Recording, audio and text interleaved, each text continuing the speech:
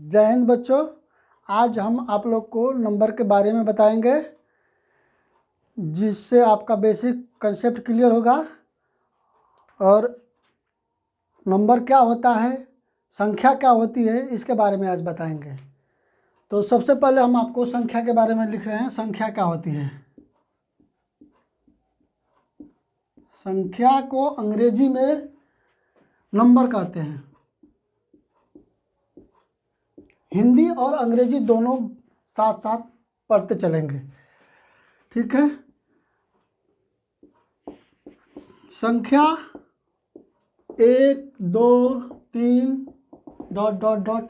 इस तरह से संख्या के बारे में हम जानेंगे। संख्या क्या होती है? जैसे मान लीजिए एक कलम हुआ, इसके साथ अगर हम दूसरा कलम निकाल लें, दीजिएगा एक और कलम, चाहे कोई भी वस्तु हो, एक किताब, फिर दूसरा लिए तो 2 बोलेंगे, तीसरा लिए 3 बोलेंगे। इस प्रकार हम नंबर बढ़ते जाएगा, वस्तु की मात्रा बढ़ती जाएगी, इसका मतलब संख्या बढ़ती जाएगी। संख्या में आपको अंक जानना है। अंक क्या होता है?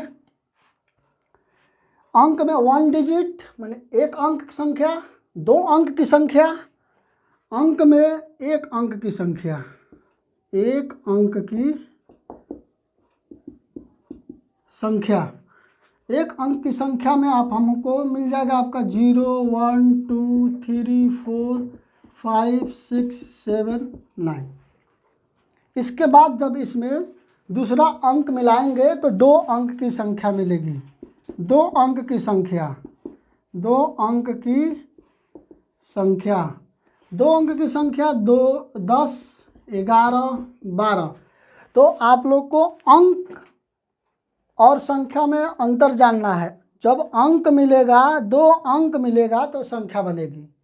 3 अंक मिलेगा तो 3 अंक की संख्या बनेगी। 2 अंक की कितनी संख्या होती है? 2 अंक की संख्या आप 2 अंक की बड़ी संख्या में से 1 अंक की छोटी संख्या घटा देंगे तो कुल संख्या कितनी हो जाएगी? 2 अंक की कुल संख्या, 2 अंक की कुल संख्या। आप क्या करेंगे? 2 अंक की बड़ी संख्या में से 1 अंक की बड़ी संख्या को घटा देंगे तो आपको कुल संख्या मिल जाएगी। इसी प्रकार 3 अंक की कुल संख्या कितनी होती है? तो 3 अंक की बड़ी संख्या में 2 अंक की बड़ी संख्या को घटा देंगे तो आपको 3 अंक की कुल संख्या मिल जाएगी। तो इस तरह से आप लोग को अंक और संख्या में अंतर समझ में आ रहा होगा। अब हम आपको बताएंगे कि संख्या का प्रकार, संख्या कितने प्रकार की होती है। सबसे पहले संख्या के प्रकार में आपको सम संख्या बताएंगे। सम संख्या क्या होती है? सम संख्या का इंग्लिश होता है इवन नंबर।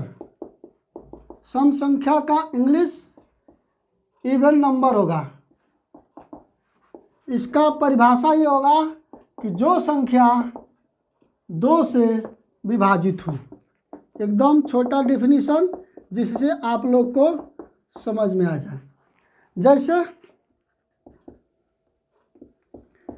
जैसे 2, 4, 6 ...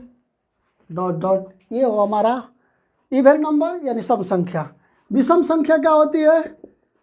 विषम संख्या जिसको बोलते हैं ऑड नंबर। ऑड नंबर जो संख्या 2 से विभाजित नहीं हो, जो संख्या 2 से विभाजित नहीं हो। जैसे 1, 3, 5, 7 इत्यादि। अभाज्य संख्या के बारे में हम बताएंगे। अभाज्य संख्या जो संख्या 1 और स्वयं से कटे, स्वयं से कटे। अभाज्य संख्या का अंग्रेजी होता है प्राइम नंबर। Prime number. बच्चे सब इसमें कंफ्यूजन में हो जाते हैं इसका एग्जाम्पल देते हैं, जैसे 2, 3, 5, 7, 11। बच्चे ज़्यादातर कन्फ्यूजन इस 2 संख्या पर कर जाते हैं। लोग समझते हैं कि ये सम संख्या है, अभाज्य नहीं हो सकती है, लेकिन 2 सबसे छोटी अभाज्य संख्या होती है और सम अभाज्य संख्या भी इसको बोलते हैं। इसलिए इसमें कन्फ्यूजन मत रखिएगा कि 2 अभाज्य संख्या नहीं है।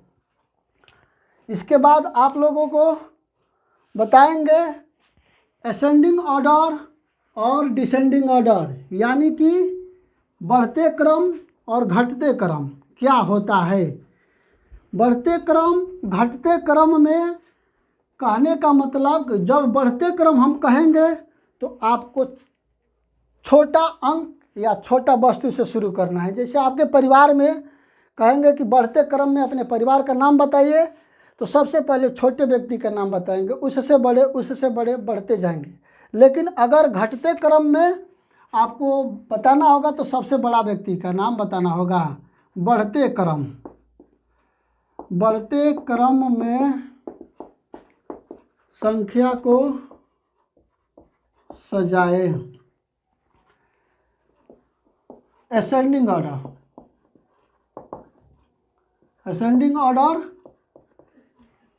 जैसे में हम बताएंगे आपको, इसका चिन्ह क्या होगा।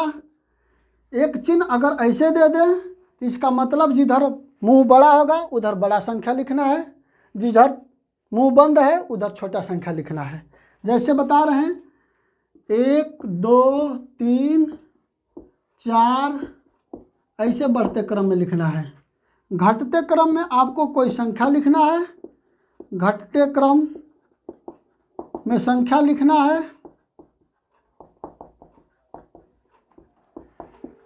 तो आपको सबसे पहले बड़ी संख्या लेना होगा। जैसे बता रहे हैं आपको 5, इसका चिन्ह ये होता है, इधर मुंह बड़ा है, इसका मतलब इधर बड़ा संख्या लेना है। 5, 4, 3, 2, 1। अब बच्चे कन्फ्यूजन में पड़ जाते हैं कि बढ़ते क्रम का चिन्ह ऐसे दें कि ऐसे दें। तो आपको इस शब्द पर ध्यान देना। बढ़ते क्रम में, तो बढ़ते क्रम में सबसे पहले छोटी संख्या लिखेंगे, उसके बाद उससे बड़ी संख्या लिखते जाएंगे, और ये जिधर बड़ा संख्या लिखना है वो उधर बड़ा मुंह कर देंगे। घटते क्रम में आपको लिखना है, इसमें बड़ी संख्या सबसे पहले लिखते हैं और चिन्ह इधर बड़ा मुंह कर देंगे, ऐसे लिखते देंगे।